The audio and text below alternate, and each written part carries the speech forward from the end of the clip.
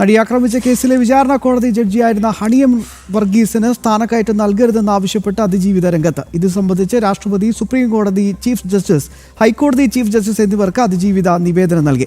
ഹണിയം വർഗീസിന് ഹൈക്കോടതി ജഡ്ജിയായി സ്ഥാനക്കയറ്റം നൽകാനുള്ള നീക്കങ്ങൾക്കിടെയാണ് എതിർപ്പുമായി അതിജീവിതയുടെ കത്ത്. കഴിഞ്ഞ മാസമാണ് ഹണിയം വർഗീസ് ഉൾപ്പെടെയുള്ള 5 ജില്ലാ പ്രിൻസിപ്പൽ ജഡ്ജിമാർക്ക് ഹൈക്കോടതിയിലേക്ക് സ്ഥാനക്കയറ്റം നൽകാൻ കൊളീജിയം തീരുമാനമെടുത്തത്.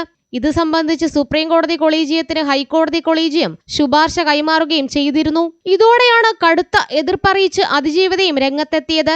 ഇടപെടൽ ആവശ്യപ്പെട്ട് രാഷ്ട്രപതിക്കും സുപ്രീം കോടതി, ഹൈക്കോടതി ചീഫ് ജസ്റ്റിസുമാർക്കും കേന്ദ്ര ആഭ്യന്തരമന്ത്രിക്കും നിയമമന്ത്രിക്കും അതിജീവിത നിവേദനം നൽകി. കേസിലെ നിർണായക തെളിവായ ദൃശ്യങ്ങളടങ്ങിയ മെമ്മറി കാർഡ് നിയമവിരുദ്ധമായി പരിശോധിച്ച സംഭവത്തിൽ ഹണിയം വർഗീസിനും പങ്കുണ്ടെന്നാണ് പ്രധാന ആക്ഷേപം.